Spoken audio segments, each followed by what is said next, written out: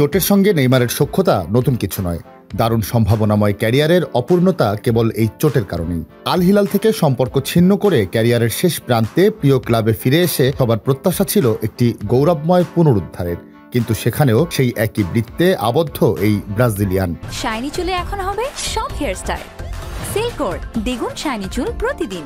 সান্তোসে ফিরে নিজের প্রথম শুরুর ৩৪ মিনিটের মাথায় মাঠ ছাড়তে বাধ্য হলেন এই ব্রাজিলিয়ান তারকা।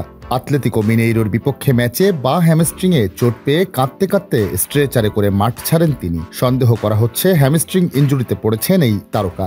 ২০২৩ সালের অক্টোবরে এসিএল এবং মিনিসকাস ছিঁড়ে দীর্ঘ সময় মাঠের বাইরে ছিলেন নেইমার। ফলে আল হিলালের ১৮ মাসের ক্যারিয়ারে খেলতে পেরেছেন মাত্র ৭ ম্যাচ। এরপর সৌদির ক্লাবটি ছেড়ে সান্তোসে, কিন্তু চোট পিছু ছাড়েনি।